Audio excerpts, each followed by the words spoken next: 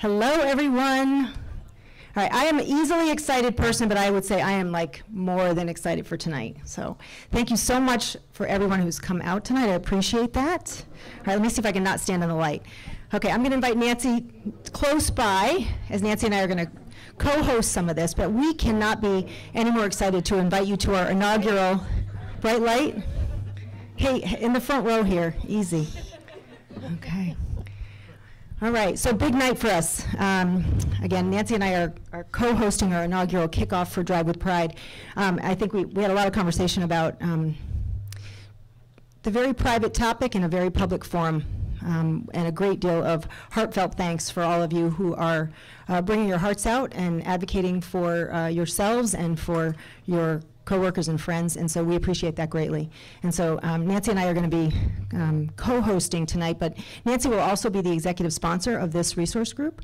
So as we think about all the initiatives that we hope to bring forward, Nancy's going to chair some of those. So I'm really pleased to have her. She's a great partner and runs a foundation for us as well, so you couldn't have a better executive sponsor as well. So I thought you want to take a few words? Sure, Good. Sure. Let me get all my things out. She drank one beer already. We're good.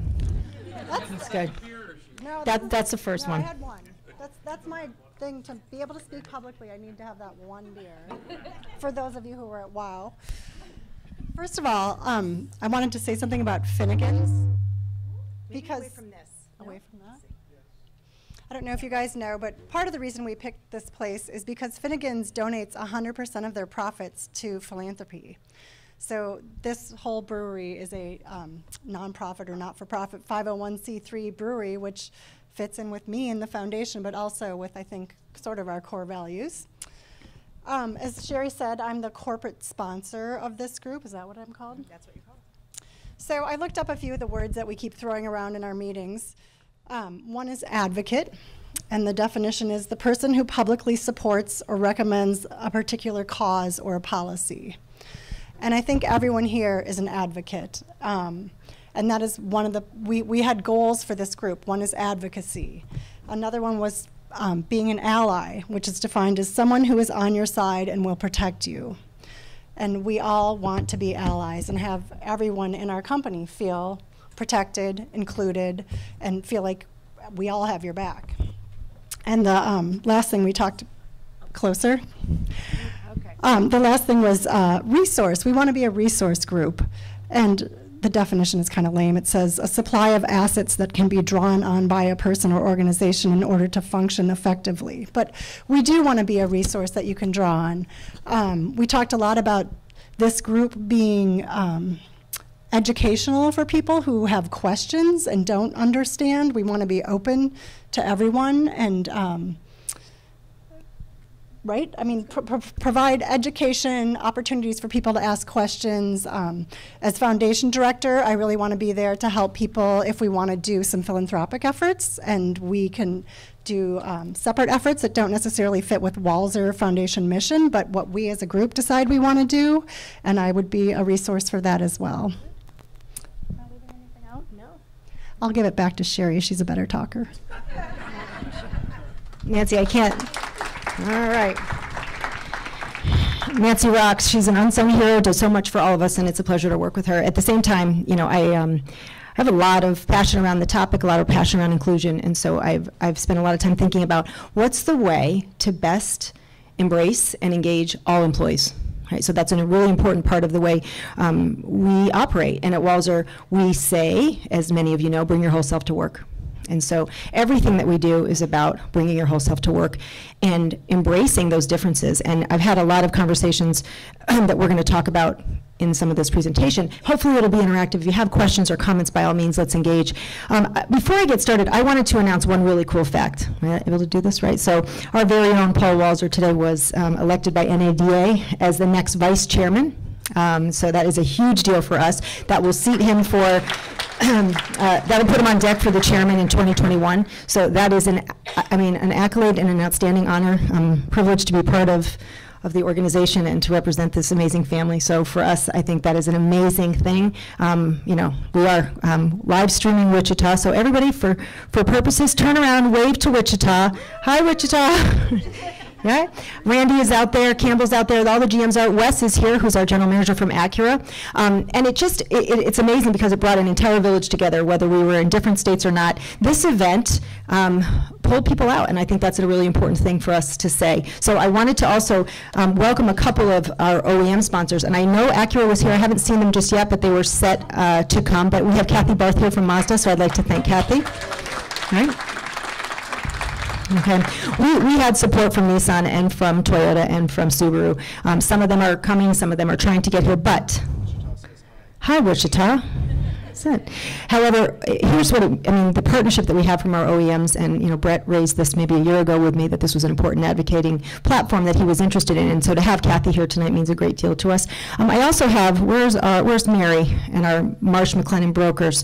So as far as healthcare and benefits and our initiatives, no better team than our healthcare brokers to bring inclusion and benefits across an LGBTQ organizational platform than our healthcare partners. And so they couldn't stay away, and so I think it's really, really great to recognize them. It's Tara Arndt and Mary Setter. Tara's the COO, and Mary Setter's the Senior Vice President of Employee Health and Benefits. She's been advocating for Walser for decades and been building benefit plans. And so when they heard the opportunity for us to bring this to life, they jumped right on board. So, and for me, that's incredible, because this is more than hanging a flag and saying what you think. It's about advocating for your employees, and they will do that.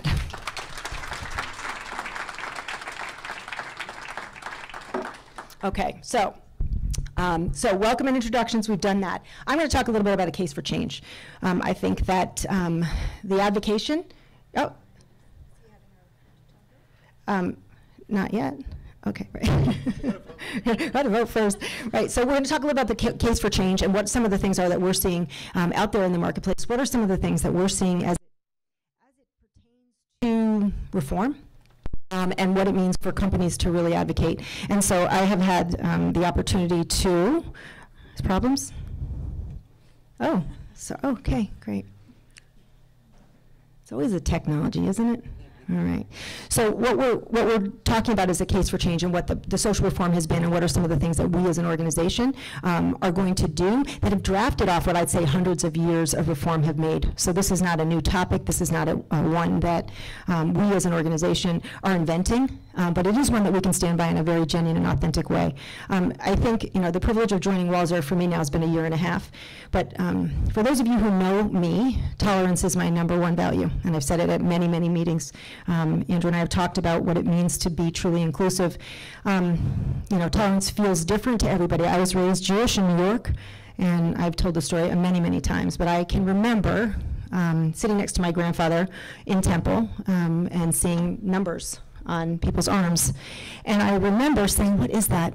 What is this? What is this? And he said, I'll tell you later. And we walked outside, and he explained the Holocaust to me. And I was 7, and I remember that day as if it was yesterday. And I remember the day that I thought people could be killed for their religion. People could be killed for what they stood for. And little Sherry was born as an HR person at that point, and I said, okay, I'm gonna advocate for work groups. I'm gonna do it with passion, intelligence, affect, and I'm gonna try to make a difference. And from that day forward, that impression that my grandfather made on me as a New York Jew, right, and that's what I am, it just lasted with me. So when I look at these issues and I look at things that we can do, it is about an authentic sense of purpose and self. So what are we gonna do? Welcome and introductions, case for change. We're gonna do some live polling, because hearing from you guys is really important. And again, some of this will be incredibly impactful as we go through and try to decide what are the things we're going to work on as a group. Then we're going to go through what the committee structure is, a lot like WOW. Anybody WOW members in here? Right. Woo. Okay, so we began, WOW's birthday is in 5 days, right? So, or November 5th, right, Dana, is that right? And so WOW has been around for a year now, and so and I remember having these conversations with Andrew, and he said, do you think that people will focus more on our differences than our similarities? Do you think that advocation, how will we ensure it doesn't divide us? And it's a great question, and here's what I'd say. Everybody is welcome. The process of educating oneself and removing fear, getting to know each other, is and should be natural. I hope for the day that resource groups are no longer needed. I hope for the day that understanding and embracing the differences comes as naturally as a handshake and hello. And I commend everybody in this room for opening the door on a topic that I think is incredibly passionate and poignant.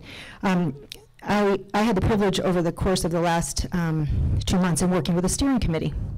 And one of the steering committee members said to me, and I shared this with Andrew, said, you know, in a time, and a time when my family may not accept me, my school, my church, my friends, my city, my town, it is amazing that my company will. So, means a lot to me to be a part of that. So I'd like to thank everybody who's here supporting this. Now, only if you're comfortable, there were several steering committee members who forged this, who made it. So if you're comfortable, stand up. If you're not, it's cool. But those who said, we're going to advocate for this, stand up and take a round of applause. Walk up here. So I know it's hard to see who's standing, but a lot of individuals are standing, and they stepped out and they said, this matters to us. And it matters that we represent the people of Walser in a way that is inclusive and that they can truly bring their whole selves to work. So with that said, you know, why do it? Bringing your whole self to work means everything. Who we are, where we are from, the languages that we speak, the color of our skin, who we pray to, and who we love. So that could go on, right? I met a friend here from another country. I've met individuals from different backgrounds. I myself am Jewish. Religions are proliferate. And I can suggest that, if I look here, both Andrew and Brett, white men, but very different. Your experiences are different. You are no two more similar people than anyone in the room. And so that's the beauty of this, is that we learn to meet people where they are and seek to understand.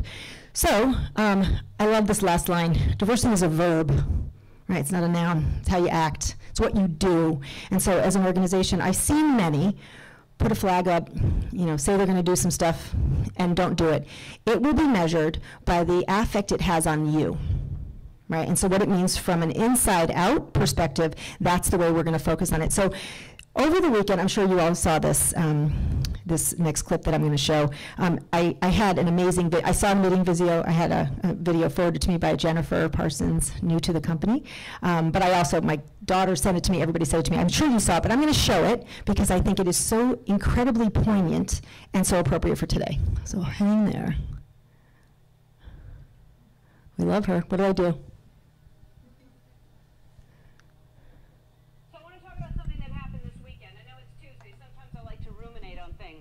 Monday, so that on Tuesday you hear about it. This weekend I went to Dallas for the Cowboys game, and thanks. And it may not seem like a big deal for a celebrity to attend a football game, but I never leave my house, so it is a big deal. I go through the drive-thru at Wendy's, so I only have to see one person. I'm that kind of person. So there were 100,000 people in this stadium. Beautiful stadium, by the way, that Dallas has. So Portia and I were invited by Charlotte Jones. She's the daughter of Jerry Jones, who owns the Dallas Cowboys. And we went because we wanted to keep up with the Joneses.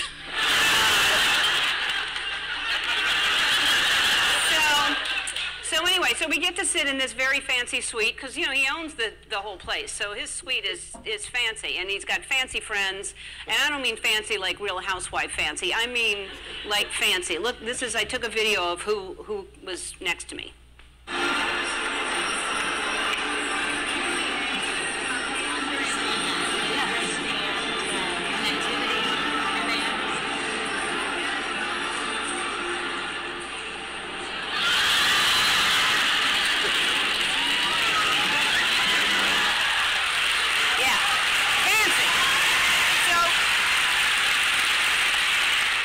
Portia, and that was Charlotte Jones, Portia was talking to, and George W. Bush, and then in front of us was the tallest man in the world. And, so I've got to say, when we were invited, I was aware that I was going to be surrounded with people from very different views and beliefs, and I'm not talking about politics. I was rooting for the Packers, and get this, everybody in the Cowboys suite was rooting for the Cowboys.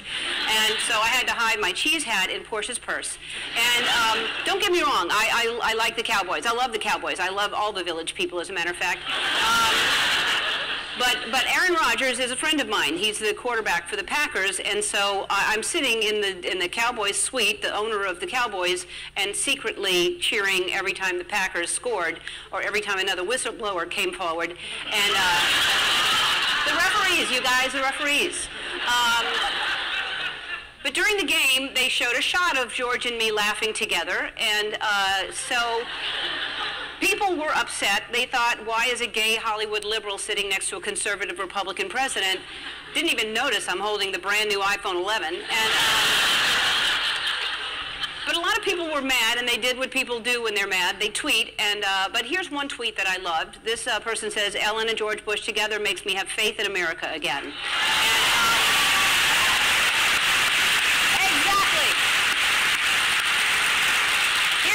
I'm friends with George Bush. In fact, I'm friends with a lot of people who don't share the same beliefs that I have. We're all different, and I think that we've forgotten that that's okay, that we're all different. For instance, I wish people wouldn't wear fur. I don't like it, but I'm friends with people who wear fur. And I'm friends with people who are furry, as a matter of fact. I have friends who should tweeze more. And I have, but just because I don't agree with someone on everything doesn't mean that I'm not going to be friends with them. When I say be kind to one another, I don't mean only the people that think the same way that you do. I mean be kind to everyone. Doesn't matter.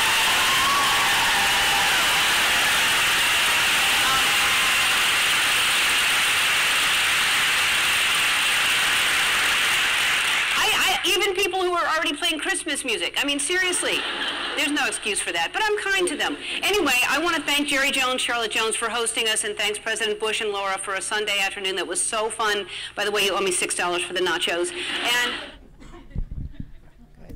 so nobody says it better than Ellen, right? I mean, that was just inspirational, viral like nothing. I mean, it was out there, and you know, I don't think that it can summarize what we're going through any better than that. And I think she says it in such a real way. So I think it's really compelling. Everyone saw that, right? A lot of folks saw that, right? Pretty incredible. So, okay, let me just see. So, why now?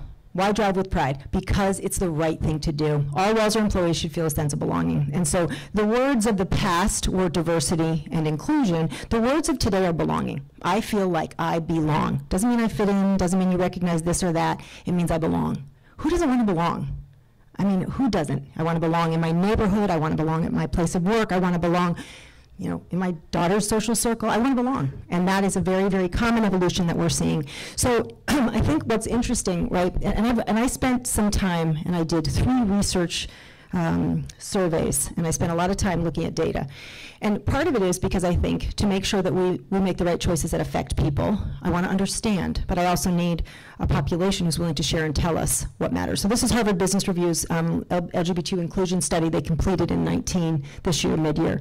So they surveyed hundreds of employers and then employees. And so key themes, 72% of all allies or LGBTQ plus respondents say all else being equal, pay, money, benefits, location, commute, all those things, are more likely to accept a job that a company is supportive of LGBTQ+, right? So if you're supportive, the likelihood all things are equal that you'll go with a company that is that. So, okay, for me, great, you're all here. I want the best of the talent that's out there, and so we want to do everything we can to make the value proposition for all of us, compelling.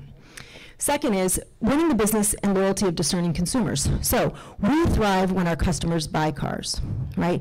If we're happy and we represent what it means to be happy inside, we give better customer service, right? We feel good and our customers feel that impact. So we work inside out. So if our employees feel connected, happy, belonging, right? They will turn around and welcome the customer in the same way.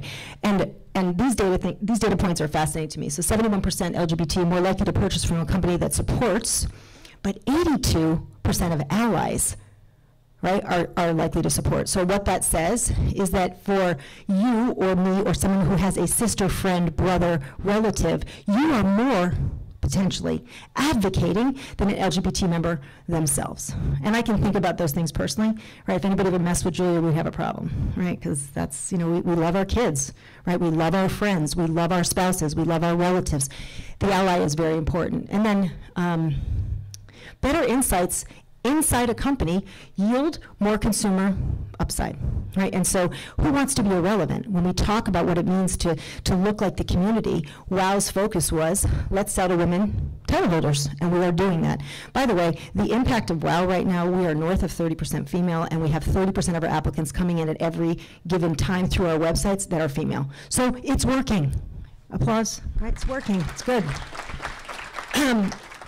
So I think this is some data. I'm sure none of this is surprising to you, but again, inside out, it all comes to life first if we do things that make sense in this room, if we do things that make sense for the employees. So a little history lesson. Because I'm passionate about history, I'm not going to spend a ton of time on this, but I think it's valuable because it's unique. And I think, as I said, this is a very private topic that becomes very public. Why? Why does it become public? And it's been public over the years, right? This is a concept issue discussion point that's been going on since the 18th century. Enlightenment era, church versus state, what was considered consumption, what was considered choice and relationship, and the evolution from the Catholic Church beyond began during that time, right? So we know this, and I'm a little bit of a historian and a fact person, so these things are very compelling.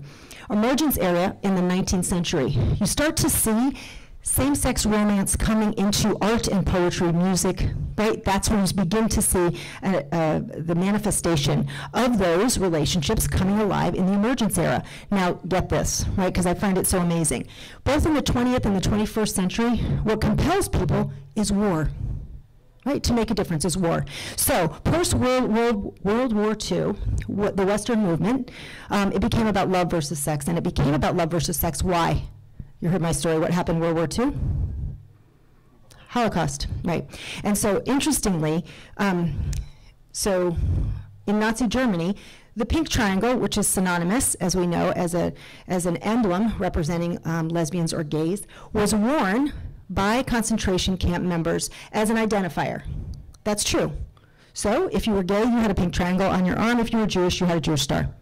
There were many others, but that was the first time that the identification of who you were did you in. And so I will never forget that, but I also know this is the turning point. Social acceptability comes into play, and people begin to say, oh no, love everyone. Coming out of World War II, loving people and embracing these differences became a thing, right? So then the gay liberation movement, again, post-Vietnam. Everybody was active, everybody was advocating for things. Post-war, black power, women, anti-war, right? So you start to see a lot of activist marches, Stonewall riots in New York City. I don't know if anybody is aware of those, but the ultimate sort of first display, or if you will, Pride March. Brenda Howard, she was a teacher, and she was actually in the legal space. She came out as the first bisexual female and began the Pride Month in June of 1970, which is why it's still in June now, right? So that's the history there. But this activism, you know, loud and proud, it pushed its way into what we see now as the LGBT right movement, 74 through now, which is all about legislation. Right, and so conceptually speaking, legislation focus, DOMA happens, so Defense of Marriage Act happens, and then employment discrimination around sexual orientation and gender identity, binary and non-binary pronouns, and the ultimate right to change your gender. So all of these things, these are heavy things, right? But the legislation, interesting fact, legislation doesn't precede people. People create legislation, right? So what is wanted, people push, and legislation happens. So this is the journey, and I had to show it because I'm proud of it. I'm proud of the evolution of where men and women and individuals have come, and I also think it's important reference to understand sort of where we've been. So today, how are we in Minnesota? So I'll show you a little bit of insight. So this was a movement advancement project, Census, and it was a census Gallup delivered, not census from the state, but Gallup delivered, so thousands and thousands of phone calls were made to get at this. So reported census, 176,651 self-reported. In Kansas, 72, right? So when you look at it, you can see the dark-colored states, and they are primarily on the coasts, New York, California. But you can see Minnesota right there with 176,000 in Kansas, 72. From a percentage perspective, about 4.1% of the population in Minnesota and about 3.3% across the state of Kansas, right? So interesting fact I didn't put up here, Minnesota, Minneapolis, is the 10th city with the greatest penetration of households that are LGBTQ. So when you think about that, and this, by the way, excludes allies. So let's say we all have 2 friends. You know, let's say there's 2 people who care about the platform that we're in. Double that number, triple that number, because that's really the impact that it has. So I think this shows you, and this is, you know, purely reported data, but interestingly enough, here's where the rubber meets the road. So a state's local policy tally is called an equality index. And this shows you in the state of Minnesota, and I have shown Minnesota here, hi Kansas, but I have shown Minnesota here for the purposes of, we are a bit further in progress than Kansas, and I thought I would focus on this today. This overall tally, we are high, and it's 26.5 or 26.25 out of the 40 laws on the books have been passed in favor and supporting either sexual orientation policies or gender identity policies. So this 26.25 is only preceded by these 6 states here: California, DC, New York, Vermont, Massachusetts, and Oregon. So we are in the 7th most politically active states for this topic. Did everybody know that? Sure many did. Yeah? So I think it's interesting because I said, what comes first, the law or the love? The people or the process? People create legislation, right? What is wanted, legislation didn't come and then people went there. People wanted it and they created change in their own city. So I think it's interesting, and I think it's an interesting backdrop. So here are the state protection rules: relationship, parental non-discrimination, youth policies, healthcare, criminal justice, transgender identification. And we are 100 on all these things. So the reason that my dear friends from Marsh are in the room is because in order to advocate on behalf of a population, you want to be relevant. And relevant would be healthcare reform and things that we can do to speak to the needs of the people inside your company on behalf of hormonal replacement therapies. So there are different ways to think about it, and I welcome the feedback from this group to help us design things that make sense for the population. So does this make sense so far? Right? Interesting?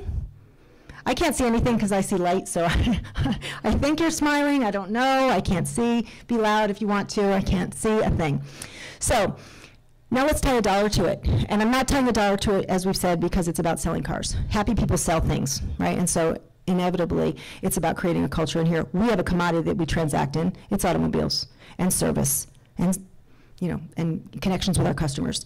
The fact that we all get to come here, have a good time doing it, and bring our whole selves to work is why I think we'll sell more cars, right? So if we're happy inside, we can push it on the outside. Does that make sense? Because it's very important. This isn't an agenda. This isn't a deal around what we can sell to, although we want to look like the market because it's the right thing to do. And it's the right thing to respect our customers in the same way as well. So what is that, right? $3.7 trillion without allies. So without any of the secondary additive income that comes with family members or relatives of any kind, friends. They have a little money, yes. Yes, they do. And so here's the interesting thing, and I'm not, it's not a comparison, but it is from a reported sense, the highest per capita of the diversity sector. So 3.7 trillion. You've heard the acronyms, dual income, no children. That's changing. Adoption and surrogacy are a big part of becoming families. But where will the 250,000 people go to buy a car? Where will they go to get great service? Do we want to be kind to all and welcoming? And I think of a conversation I had with Kevin Black and Pete Swenson. We were in store, and Kevin was suggesting, had a transgender female come to the store, and he wanted to be awesome and direct to the right restroom and all that. He called me and he said, please help me be good. Like, please help me be sensitive. I want to understand this. And so it's there. And we want to be educated, and that is the #1 platform for us all, to be educated. I don't think that anybody wakes up and wants to be insensitive to each other, but we're all learning, right? So I said I was Jewish last week. Everyone's like, what's Yom Kippur? What are you fasting for? So I explained it, right? I don't have a lot of fasters in the room, do I? No, I think I'm the only Jewish person here. Just saying. I think I found 3 in the company. So I'm going to start Jews of Walser.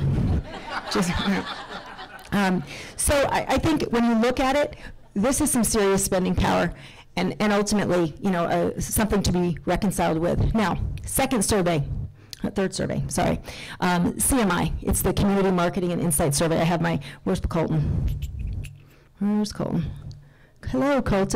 All the way back, man? Gee whiz. So Colt is my kind of compadre on a lot of discussions. I asked Kate, who's also new on the marketing team, to hang up front. This is a community marketing and insight survey with 25 years of experience. There are two, CMI and HRC. I've had the privilege of belonging to both. HRC is a little bit more politically active. I chose right now this one to show you some data. This data, and they do a survey of it was 60,000 U.S. panelists. If you go internationally, there's more. But man, what a cross-section, right? So 5,000 with household incomes over 150, 5,000 below 25, 18 of color, 1,000, 4,000 LGBT parents, 10,000 legally married, 20,000 millennials, 10,000 with master's degrees. So there's just a tremendous cross-section here. And the groups that bought this study are over here on the right. So our friends up the street, right, we see that here. Our friends Wells Fargo, Aetna, all but Office here. What's missing from this? Car dealers. Automotive. So I see Bridgestone right there in the middle, right? So I see a little rubber. Right, so but I don't see a ton of, right, no, I mean, I see a little bit of that, but we were looking at it, and when I was reviewing this today with some of the folks on the steering committee, we've got some travel, we've got some tires, we don't have any cars. So can we be the first, right, to engage? I know our friends at Mazda and other places are equally as involved and engaged in this. We want to make this important to our people, because you've said, as referenced by the outpouring of individuals here tonight, that this is important. This actually exceeds our turnout for a while, just for the record, so it does. But yeah, that's right. So again, I agree. So what does it mean? Now I'm going to take you through, because I think it's fascinating. So how does the consumer think? And this is where we're going to ask you your very same questions after this. So do you agree, disagree? Right? There's a combination of things. LGBT consumers make buying decisions and influence others based on a company's policies. True, not true? Now, what the data says is I boycott brands that take an anti-LGBT policy. That's probably true. So you see 86% of that to be the case. The brands I buy tend to be openly supportive. 76, right? It makes no difference to me if a brand expresses support for the LGBT, only 19%. So guess what? By saying nothing and doing nothing, you're making no splash at all. So don't do nothing, do something, right? And make an impact. Because in essence, if I do nothing, I'm just cool. Doesn't really do much, right? You got to sort of put money where your mouth is here. So what else? What are the most common ways that you know if a brand or company is supportive of LGBTQ? What is the most common way and the most consumed way? Definitely. Brand was in the news regarding their support, right? So people want to know, you're not hiding behind, yeah, okay, I'm at the Pride Parade. You actually did something, and you're willing to say, we did. Did anybody see our press release today? All right, so we put a press release out on Business Wire today, so it went across the United States. So that is a big move for us anytime we do it. We've done it for a while. We've done it for other things. And, I believe I have Andrew's 1,000% support to tell the world what we mean and what inclusion really means to us. So it's a wonderful privilege to be a part of a company that tells a story and tells it with such transparency. But number two, 58% of the time, positive word of mouth from LGBTQ friends. So people in this room say, Welser's doing a good thing. I believe they're good to my friend or me. That matters more. And it matters more than, taking an ad out or, hearing somebody who's a celebrity or sports affiliate talk about it. It matters more when the people in this room tell the world they did a good job. Right, so it's an inside-out policy. So word of mouth and friends. Guess who it matters to? All right, let's see. So same thing here. When you think of people who influence your purchase of products, who influences you the most? My friends, my partner or spouse, or my family, okay? But look how exponentially greater from a millennial perspective. Now, I am not a millennial, right? No, I'm not. I'm half one, right? So, but my kid is, right? And so it's the social clout, what she says and learns and who she talks to about what she wants and what she thinks is good or advocating or special or unique. She's got a good social network out there. So I think it's very interesting. I think what's also interesting, again, the notion of non-LGBT friends, media personalities, other people. No, if you inside here tell your friend it's a good place and they're doing the right stuff, that matters more than almost anything. Make sense? Agree? Okay. All right, and so now I'm going to bring it home to the metal. So I think what's interesting here, and we did this study, and it's on leasing and owning vehicles, right? So from a commodity perspective, 84% of households, LGBTQ+, own or lease a car, slightly below the national average. Anyone know why below the national average? Metro areas on the coast, public transportation. So if you remember back to my California, New York example, a lot of public transportation supersedes the ability for cars until families begin. So lesbian females and couples that are becoming a family move out. So see here, partnered, 94. So you can see the percentage of individuals that are interested in a vehicle. And that is dramatically affected by the fact that Metro, San Francisco, New York, coastal cities use public transportation. So I found this to be pretty fascinating. Okay, hold up. All right, so you heard from me, my wind up, the passion that we have. I want to hear from you. So I'm going to invite Alex up. Alex and Dana. Where are Alex and Dana? So before we do that, live polling is a really cool way. For those of you who have been to WOW, you've heard us do stuff with live polling. You can see your actual answers here. I want to thank Dana and Alex for all the amazing, hi Wichita, here we go, right, she's reminding me, preparation that went into an event like this. I have never worked with two women who care more about the way things are done for all of us than these two here. I never have. And so the passion that they put into everything that they do, right, it's been sleepless nights preparing this. And by the way, live streaming is not easy, I learned, okay, right? So I can't thank them enough.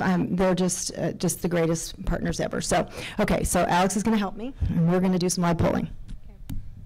All right, so just gonna give some instructions here. All right, so everyone, if you can pull out your phones, and then you can join the poll by texting Walser to the number 22333.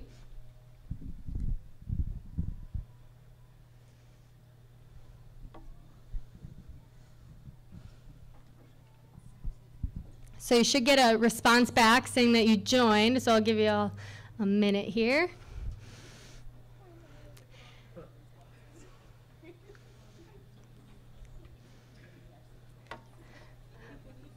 Okay, so then once everyone's joined, we're going to just go through and answer a few polling questions. So by texting the letter A, B, C, or D based on the options here, then you can respond to the question. So yes. Okay, so if you can't read it back there, the question is, the brands I buy tend to be openly supportive of the LGBTQ plus community. So A, strongly agree, B, somewhat agree, C, not sure, not applicable, D, somewhat disagree, E, strongly disagree. So if you just text the letter, then it'll show your response up here. And if you text the wrong letter, then text undo, and you can take your answer back.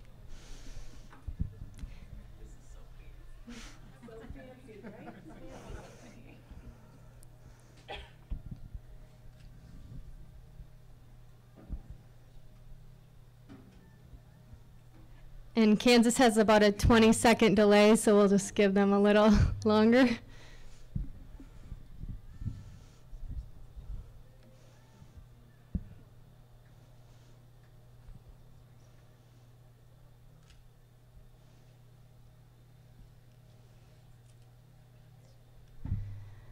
All right, we'll go on to the next one.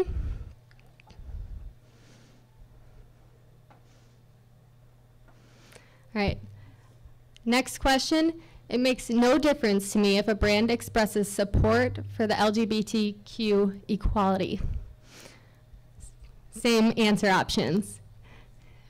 A, strongly agree, B, somewhat agree, C, not sure, not applicable, D, somewhat disagree, E, strongly disagree.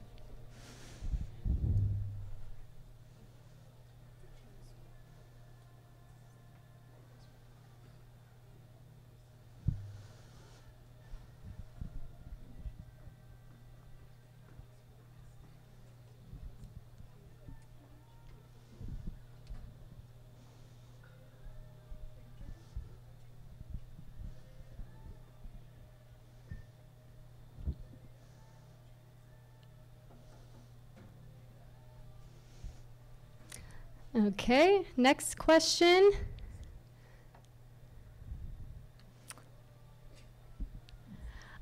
I'll pay a little more for a product from an LGBTQ plus friendly company versus their competitor. Same answer options.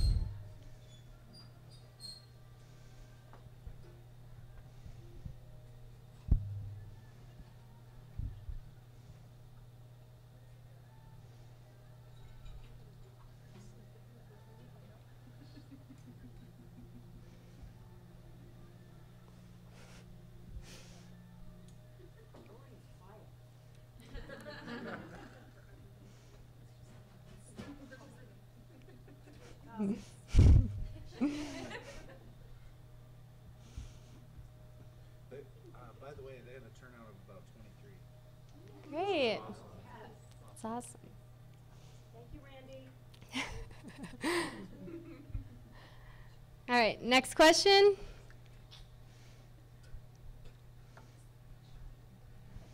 All right, so this is an open-ended question, so it's not an A, B, C, D answer. You can type in your response. The question is, what practices at Walser promote inclusion for employees?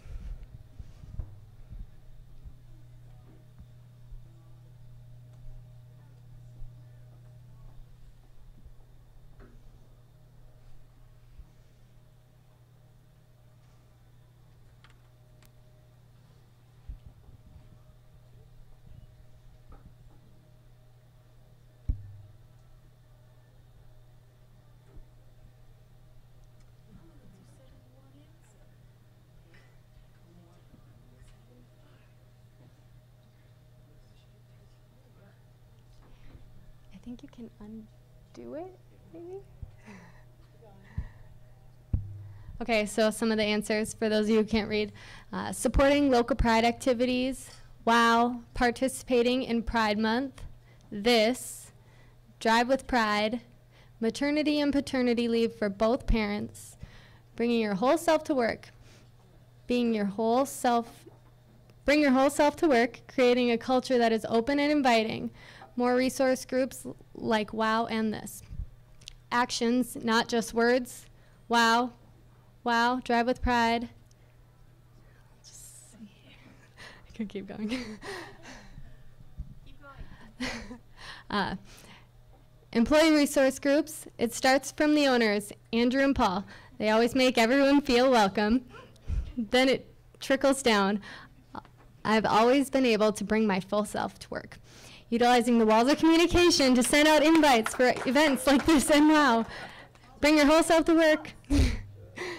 Company-wide events, community involvement, and welcoming all employees to a happy atmosphere. WOW, paid maternity and paternity and adoption leave. Happy hour. Committees. Social hour. Gives me a time to talk more freely with coworkers and share other parts of my life. Walser Wags, adoptive leave. New hire breakfasts, unite all new people and put them on equal footing from the beginning. I believe people are judged on their ability, not other factors. Bring your whole self to work, a mission that actively and inclusively supports their employees. Choosing LGBTQIA charities for service hours. Sherry Schultz, Sherry, being publicly and socially supportive of the community. All right.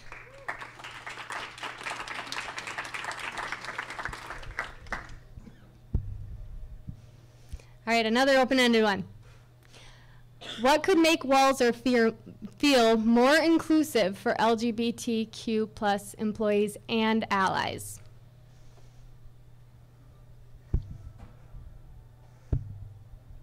So the last one was essentially what we are doing, and this is what we could do.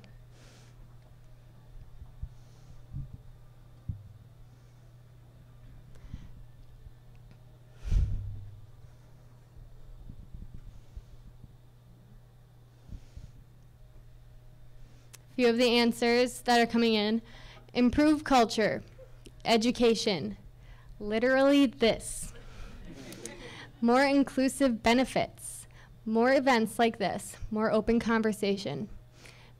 Be in Minneapolis Pride Parade.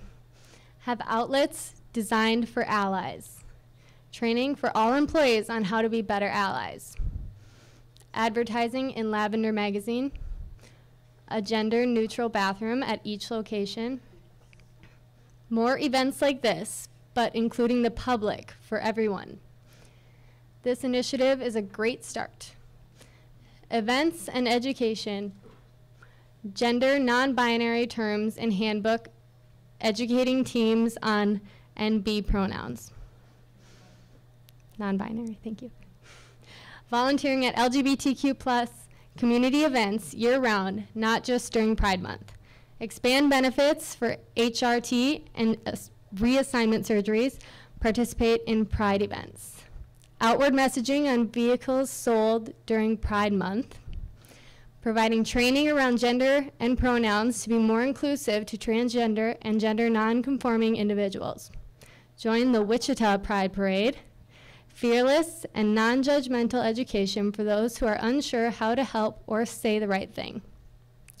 Every person needs to be responsible for being kind to others, no matter who they are, not depending solely on management to carry the flag of equality. Education, education, education. Using all of our stores as an actual platform for LGBTQIA conversations, in-store committee reps. Talk and educate those involved in LGBTQ and welcome those who are not knowledgeable of the LGBTQ community. They, we are people. All right.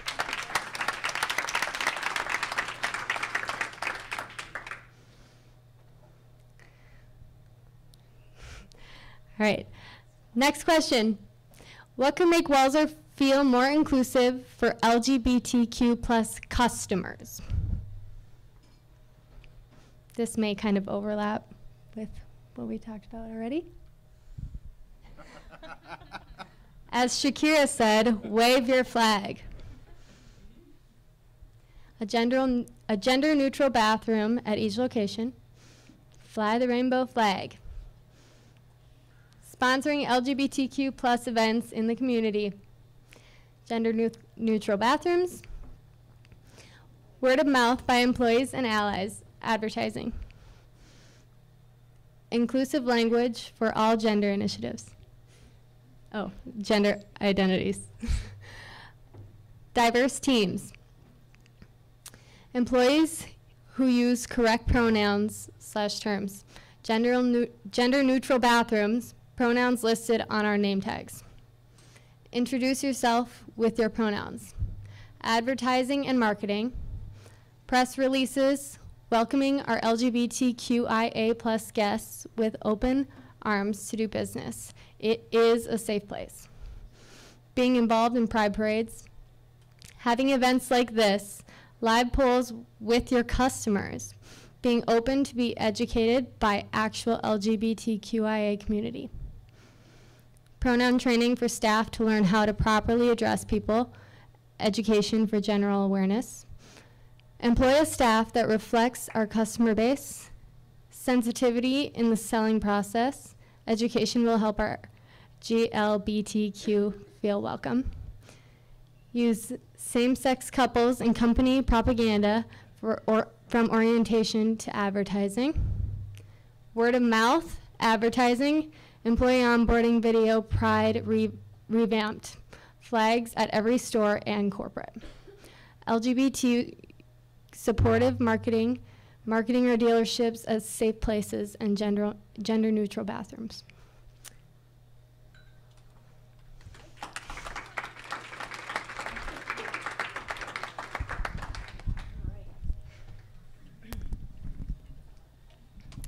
So that was amazing. When you get real feedback on the fly like that, we can answer and talk with each other. We tried it in one of our first WOW meetings without that, and we didn't have a lot of conversation. So this really, really helps. So I appreciate the ability for that to happen and for you guys to be able to share. So the journey begins, right? So 2019, here we sit, launching an initiative around inclusion. So the committee that we all gave a round of applause before, we talked long and hard about what's the best way to bring this to life. And so the platforms that the committee has suggested, I think would speak to just what we suggested here tonight. Education, bring a great understanding to Walser and its employees as it relates to LGBTQ plus advocacy and the many unique issues surrounding inclusion, right? So the education, and I think it is, I appreciate the openness, to be educated, right? And I think that's a gift that we have. If we bring our whole selves to work each day and we help each other understand, it goes very, very smoothly. Support. So coming out or transition support for individuals. So at some points, these can be difficult, they can be challenging, and they can be very introspective. Can we provide the right support for either family members or those directly impacted? We'd love to do that. So many companies are working on really good therapy networks, really good support groups, really good education for allies as well. I think as parents or siblings or friends, it's an education process too. So I think that's a really important. I've had a lot of conversation with different folks about far easier to come out at work than it was at home. So I think there's a sense of that as well, and I think we can help folks, and you can help us figure out how to do that best. And then community engagement, activating community and OEM partnerships. Thank you, Kathy. Promoting LGBT advocacy, connection to our customers, and volunteerism. So what Nancy talked about in the beginning, as well as what does it mean for our partners and our OEM partners to do it. It isn't the first request. Mazda has asked us for this type of situation before. We've had these requests. The first call Brett ever made to me was, hey, can we do something for this? And I remember that a year ago. We've had many, many instances of OEMs wanting to partner with us to clarify this message. So these are the initial recommendations from the steering committee, and so we're going to build upon these. So I think you know the drill, right? Here's how we bring it to life. So this is what we did for WOW. There's a flyer on everyone's table, desk, by the bar, wherever you are. So the committee, the way it worked last time for WOW, it's been incredibly successful, but we also recognize that everybody has day jobs too, right? So we're trying to understand what's the best way to bring this to life. So Nancy has genuinely volunteered. She says voluntold. I said no, volunteered to be the executive sponsor. President for Minnesota and our president for Kansas. Self-nominate if you're interested, and then we'll push out a polling to the organization, and those nominations will begin tonight, and then we'll accept them for 1 week through October 22nd. So the same with the committee chairs, and there will be many committee chairs, so we're going to ultimately look for interests that you have in education support or community, right? So there'll be different ways to think about what you're interested in. So, Dana, what am I missing? Where's Dana? So am I missing? So the polling, the nominations begin, and there is a process by which you, hold on, let me see right here. The nomination process begins. So first and last name, location, job title, time at Walser, and ultimately we're going to begin that process of nominating oneself. Dana, where do they get sent to?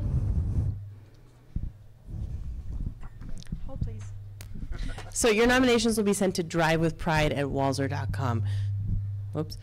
So you can send those in until the 22nd, and then we'll open the voting up company-wide.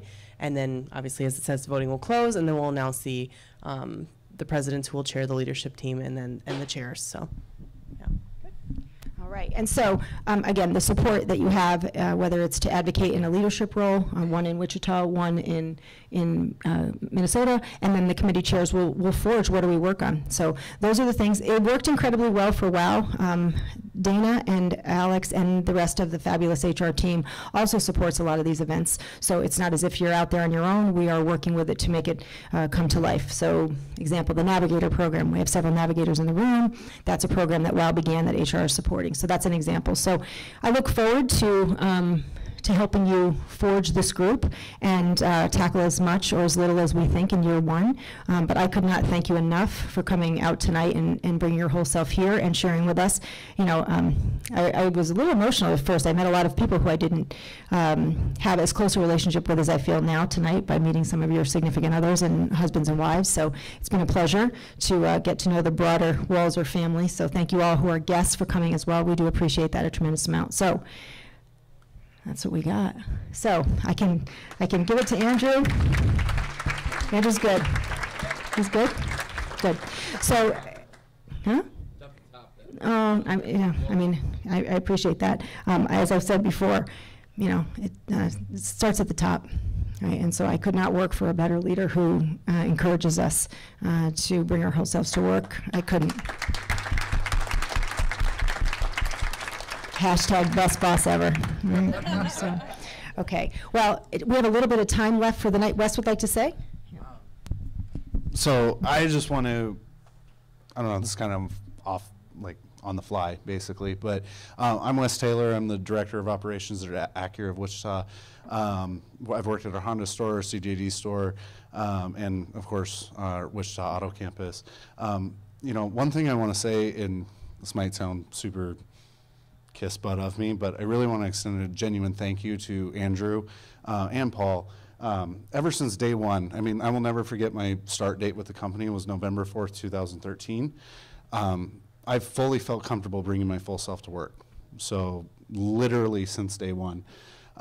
Moving to Wichita was the best thing I've ever done for myself in my entire life. I met my fiance. I'm the happiest I've ever been.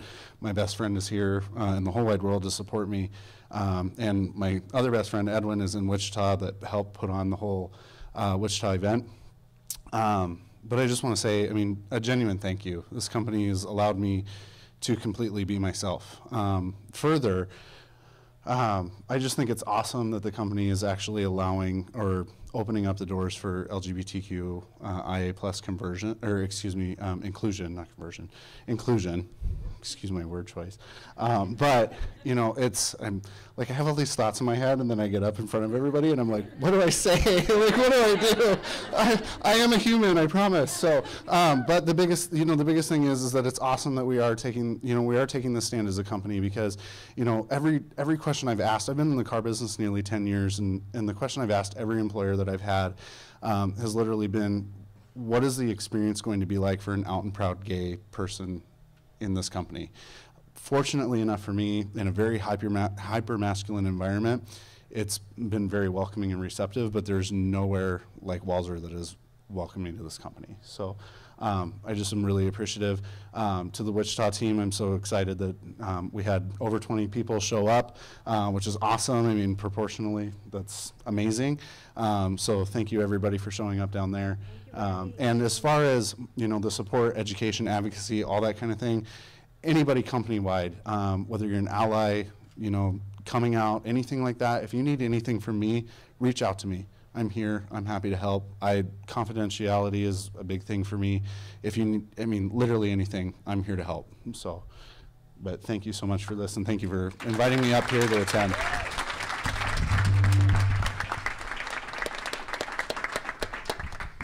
Okay, so drinks and food. We still have a little more time left. Oh, Dana's. Oh, Raffles. I'm in trouble. Okay, Raffles. Also open it up to Q&A. Okay. Yeah, absolutely. Well, we have raffles as well. So Q&A first. Okay. Kyle? So I started in August, and I see that the qualifications are 6 6 months. months. Yeah. Yeah. Yep. So I was just curious on the reason behind that, because it would be a nice opportunity to join such a cause. Oh yeah. So I said I see the qualifications here for leadership, whether it's president or a committee chair, are 6+ months, but I've only been here for 3, but I do plan on staying. We'll slow the election down. Yeah, that would be good. No, I just want to know the reason for that qualification. Yeah. You know what? It's a good question. I'm not really wedded to the 6 months or not. Here's what it is. It takes a little bit of time to get in and feel that you know your way around. And we wouldn't want to set you up for understanding or not understanding. But I'm open to change. I mean, it's not one of those, Andrew, he'll say to me, why do we do that? Because we've always done that. I know that, right? So let's not do that. So in the end, what we thought with WOW when we went through WOW was it kind of took somebody a little bit of time, one, to get their own job down. Because Donna, my dear friend over there who runs WOW's community, that is a full-time job. She does 2 jobs, 3, 4, yeah. And one of them is to initiate WOW and its philanthropic efforts beyond belief. And she makes it look like a nothing, and it's a full-time job. So that was part of it. It's to get your feet on the ground so you're good at selling, good at your job, good at service, whatever it is. Once you settle in, then you got some capacity to do more. Because once you turn on the committee switch, where's Michelle? Where's my friend Michelle? Eberwine? Woo, Michelle, it's a lot of work, right? Yep. It's a lot of work, right? It's a lot of work, right? So that was the reason why, yeah. So for settling in purposes. So, but let's think it through. Right, let's think. Not your first job. That's true too. Right? If you feel settled in, we'll rock on. We can chat about that. I appreciate the feedback. What other questions? So one question I have is, obviously, you and I spoke earlier about Wichita and Kansas in general, and the Kansas population and the rights and advocacy that the state has, the state government has, stuff like that. Where obviously we have an understanding of where the company stands with it, but where do you see things going? More or less nationally, but also on the Kansas level, and then where we plan to expand in other markets. And Andrew and I have talked a little about this. The law is the minimum, right? I mean, you do what you have to do. You can do a lot more or less, so I can't speak to now. And we talked about it because, quite frankly, Wichita has less of an equality index than Minnesota does. And that is not uncommon. There were, 38 other states out there that didn't even make a good, right? So there are some that were good, but many that were fair or poor. So, again, that's a legislative question. What the company chooses to do and the way the company chooses to advocate is really outside of that. People suggest, the minimum is what the law requires, right? I mean, we don't, and I'll use an example. We don't have to pay for paternity, maternity, adoption, but we do. The law is FMLA, time off, protected. We don't have to pay, but we do. So that's an example. So hopefully that gives you a sense that we are in touch with what the legislation is, and my counterparts in the back on the healthcare, Mary and I have talked a lot about what are some of the things that matter most, because truly putting your money where your mouth is to have healthcare reform that makes sense for domestic partners, for married couples under DOMA, obviously, and that's a no-brainer. But what does it mean? What's the offering? What's the doctor network look like? So those are the things that we're going to work on both here and there. So just because the state doesn't do it doesn't mean that we won't, but it is a good guardrail. And the more and I'll tell you, every night I'm like studying, oh my God, what is this law, what is that law? So, it's a journey, because there's a lot to it. But thanks for the question. It's a good one. All right, so first, before I, move on to any more raffles, I have some general managers in the room. Can you stand for me? So I can, or arm up, stand, please. And Pete Swenson, where's Pete? Okay, up, right? So these are your store leaders. Pete oversees several, and Brett oversees Mazda, and GD, the beloved ship of Toyota that it is. I cannot thank them enough, and Randy and the GMs who are in Wichita. But your leadership, your advocacy means everything to us. We serve and support your stores. We love what you do. Couldn't do it without you, and it means the world that you're here, and I appreciate that beyond belief. GD called me and said, I'm in, I got it, and he's here, despite a very long day at work as well, so I appreciate that a lot. So hats off to the GMs and continued support for all things you do. Okay. Any more Q&A? Oh, Elizabeth. Greatest hair on the planet. Ready for this? I actually work in accounting. Go figure. I just was wondering, we saw in some of the texts and stuff, gender neutral bathrooms was something, and I was just wondering, Kim, do we just put a facilities ticket in for that, or, just get the ball rolling, or I just in general. No, I mean, I am curious, like with some of that stuff that is more practical, but has a lot of things, or not practical, but it's something that daily people are struggling with. It's a concrete thing that I think a lot of us would like to move forward with. Have you had that conversation? How do you get a start in that? Because there's so many things that come together. Yep. And so I think, there's a part of it is just let's figuring out, one, how do you do it? Like, what's the right way from a facilities perspective? I've also been asked the question by, do the OEMs have standards that say you have to have one or the other? Does the state regulate that? So I'm not going to pretend, Elizabeth, right now that I have an answer for that, because I don't. Right? At the same time, very fully aware that that question would come up. It's come up many times, and it's come up with customers, and so we have had that conversation. So let's suggest we're going to take it on, we're going to research it, we're going to figure it out. And again, every day I'm learning. So if there's insights and information that I need to go look at, you know, I came from a business that was in every state. In California, it was mandatory. So I did it there, and, you know, that's how it went, and it was an easy transition. So those things considered, I think that'll be one of the things that we'll start to do some research on immediately, right? I'm all about overcommitting, right, but I want to be educated. I want to say that I know the right stuff, and again, there are implications, because it was raised to me tonight. Does the OEM suggest that, you know, is there a requirement? And I don't have the answer for that. So it's a great question, and it's one that we're going to tackle. So start with the facilities ticket. Start with the facility, yeah. Right. Just put a sticker over it, and there we go. Right. If we don't know what it is, then it has to be open. Right.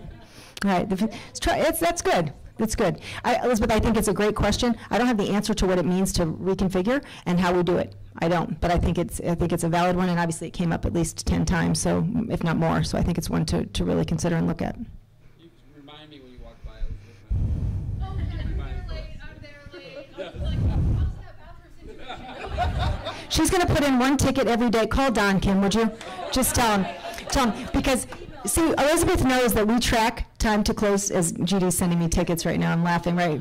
It's all about the bathroom issues. That's my second job, bathrooms. You got to run a problem at the women's room in Toyota. I got it. Yeah, no, I do. So. When we have employees and I walk by the offices, I can be like, hey, how's that bathroom issue going, you guys? And they'll be like, what's happening with the people over at the offices? That's it. So we talked about a lot of things. Bathrooms were big tonight. Right, it's good. Elizabeth, thank you. Elizabeth is she's a consigliere to me. She gives me a lot of feedback, ideas, inspiration. So I appreciate her very much. Brett. Yeah, I noticed it came up, the parade came up a lot. I can't think of a better platform for our company to be involved in the Pride. Yep. I hope that we really can tackle, we don't take too long, and that we're involved in that. I'll be super honest, pride is easy. I mean, pride is easy. Internal pride is what we want. I'm with you. Pride is easy. We can pull that off. That is not a question. I saw some beautiful pride advertising from, who'd you send me the other day? The Cars in the Rainbow? Yeah, it was significantly well done. Oh, it was amazing. G-Wagon. I love that car. But it was an amazing, right. So Campbell, our car, is up there. Yeah. Right. Campbell, that inventory is not available. Right, no, Campbell, you cannot have one. So that part, and I'm not being trite. It would be very easy to register a float, or to do, to put a series of cars, or to do that. That would not be hard. I want to make sure that we have pride inside here first, and that we've got the things to be proud of, and so I think it comes quickly together. So. We work for a great company, and we got to get that message out there. It's only going to make us happy. I couldn't agree more. Do you all agree pride is important? Obviously, it was said a million times. Good. So fun story from my time when I was at Sears Holdings, and I worked during the year when DOMA was passed federally. And on our float in Chicago, we married people. So we want to talk about it. Yeah, it was a serious event. It was a stand. So we married couples on our float, and then they got gift card to the registry for appliances, of course. So it was pretty amazing, though. We actually had a minister on the float marrying couples who had been selected. So it was pretty amazing. So it can be done. So what else? Sure thing, Dana. So, Brett, I just wanted to comment on what you said about being involved in the Pride Month and the festivities. And part of my job as corporate communications manager is telling our story. And we do that through our newsletter. We do that through social media. We do that through, LinkedIn, all those different ways. And we provide great customer service, and we do a great job. And social media is a fun and native thing for people just to share normal things, but for us, it's a way to tell our story. So for me, pride is extremely important, but I'm with Sherry in that we have to own it inside our company, because we do not want to share a story that we, aren't walking the walk as a company. And I think we totally have that ability and that capability, and we're doing it right now. Being here now is the start of it, and it's a genuine start. So, I'm a partner in helping to do that, and it's a personal passion for me. It's my background. Words are my bread and butter. That's where I come from. But doing it and doing it the right way is really important. Good. So interestingly, Twin Cities Best Automotive Dealer, we won this year. I think you all know that. You saw it, right? Thank you. And so I think it's the start, and we are the nominee. There's 2 of us for Best Place to Work in Wichita. So prayers to the Best Place to Work gods right now in here. Randy, we love you, team. So we are in the running for Best Place to Work in Wichita. So I think that's a pretty compelling thing. So that's an example. Phase 1, let's be good. Let's be really good as a company. Let's embrace our people. And again, I have a fear of putting something out there that's not real, right? And Andrew and I have talked about this. I have to be real inside. I have to check every crevice and make sure that I'm not BSing myself, sorry. So I have to be real, and that's where I think we're coming from. So we want to make sure that we have all the right things being done internally, and I think that's important. So Dana's 100% behind it. We're on it, and we put a press release out there today, which tells the world what we mean. So, all right, what else? All I see is your red head. Like your hair is glowing. I can't. She's put in 4 facilities tickets already. They're dinging, and she knows that I track how long it takes to fill them. Greg's going, really? You do? Right, so, is that JB? Oh, Andre. What's up? Hi. Real quick, I mean, I came to this event just because I thought, I think I consider myself an ally, and I don't feel like I do a lot to help with that guidance and to go along the lines of communication and stuff. I know as an ally, I feel like I should do more or want to do more. And I was just wondering if there's any resources that we currently have that we can help as allies to be better supportive. And to your point about when Kevin called, I was there at the store when that happened, and it was a really weird situation for us, because we're kind of like, oh, well, we want to be sensitive. We don't want to say the wrong thing. We want to make sure we're addressing it the right way. And I know we were stepping on eggshells for a while. And so if there's support stuff out there that within the group, I would love to have that. So that's what Committee 1, Education, will work on. Andre, we're all with you. I mean, that is it. Allies want to be allies. We just want to know what the right thing to say is. And we want to recognize the fact that there are such tremendous nuances in terms of vernacular, vocabulary, expectations, and that's where the education process begins, right? I mean, that truly is. And I use my Jewish example with fasting because people thought, like, what is it that why? You can eat, just eat. It's not a big, let me tell you why. So education begins on a lot of fronts. So that's what the group will work on. Andre, right now, yeah, I have plenty of white papers I can pull, binary and non-binary terminology. What do we say and how do we say it? But you know what? I'd rather, if you go back to the very first slide, I'd rather use the insights from this room to help us, because then I'm not faking it, it's real. Like they've told us, you've told us, your friends have told us what's the right way to navigate it, right? And then again, we'll put where's John Brennan? Is he here still? JB, he was. Okay, so, and he and I put our legislative hats on and look and see exactly what are the things that we should know about our own city, our own state, right? Because that's really important. Does that make sense, Andre? Right, and Andre, that was the story that Kevin called me on, and that was real, and the frustration or the fear for Kevin that he had done something, didn't answer the question the right way. So we came in, Pete was there, we had the conversation, and we talked about exactly how should we handle that, all right? Hi, I'm Cartrice. I'm one of Wes's friends. My question is you're doing everything to make customers feel welcome, employees feel welcome. What if you have a situation where there's a customer that comes in who's not as open, not as welcoming? What kind of actions are you guys going to take place to make sure that other customers around you or your staff are able to stand up and still respect the other customer who's not so welcoming of it? Yeah. I mean, you know what? This happens all the time, right? In other companies and other places, people are politically mouthy and saying what their perspectives and their points of view are. Bottom line, we bring our whole selves to work at Walser, right? So the company is supportive of its employees. Thank you, sir. You know, I mean, the notion of coming at somebody with anger and aggression because they have, probably not in our best interest, but at the same time, I have throughout my time at various companies had this very topic come up. What if somebody inside our own group doesn't feel this way, right? And that's why I played the Ellen video first. There are plenty of people who may see things differently than we do, right? The differences in this room are abounding, from religion to ethnicity, sexual orientation, gender identification, country of origin. I mean, it goes on, right? And so what we suggested is we're a results-oriented company, but respect always. And I think the education and the seek to understand and the sensitivity associated with it, I put the sensitivity in the selling process one. That was me, because I see what you're saying. And so the approach would be, how do we recognize differences from our consumer and our people and still have a respectful selling process? So somebody asked me one time, and I'll tell the story because it was a difficult one for me. When I was at Pepsi on the West Coast, Spokane, Washington, I had a white supremacist who said to me, "I don't care. I want a white supremacist group. Why can't you do that?" And so it was interesting for me because the watermark for diversity excludes hate. I'm white. Okay. Hate is not allowed. So acceptance of a lot of things, wonderful. The diversity, right? I mean, that's the truth. The watermark was hate. So we wouldn't want hate from our customers. We don't want hate from each other from an employee perspective. So I think you're right. We have some of those things that will come.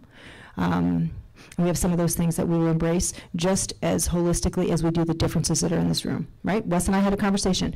Wichita, we embrace, God's will is one of our number 1 or 2 values in the organization, and we embrace that, right? We embrace that, and the same is respected. And I had a very compelling boss when I was during that time at Pepsi who said, true diversity is respecting both sides, right? And being able to say that until hate comes in.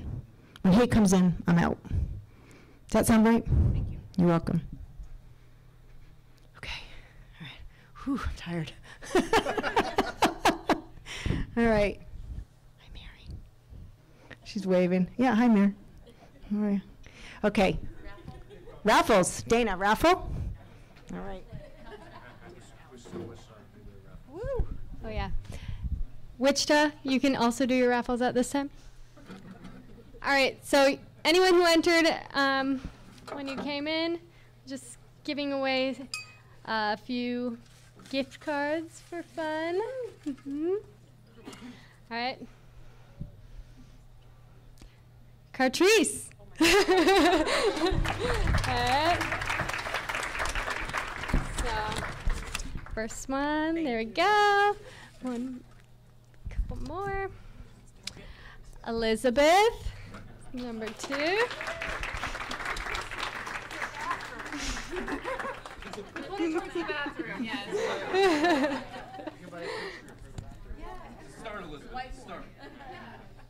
Muriel Otto.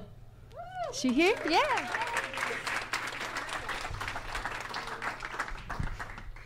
All right. And the last one. Here you go. Mary Setter. Yay. Okay. And then we did get, we have, can you give that to me? And then courtesy of Donna, a.k.a. Andrew. All right, we have some wild tickets for Sunday. October 20th, is that Sunday? Yes. Okay, so 4 tickets, 4 wild tickets. Ooh. Someone had the crumble effect here. Kathy B. No, they set me up. Are you sure? I'll take them. All right, Kathy's donating them back? Okay.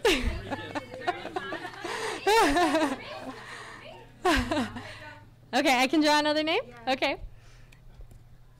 Mary Boateng. All right, Mary, you can come see us up there because we'll have to send them to you, okay? All right. I think that's all. Sherry, you have anything else? No. All right. Thank you guys for coming.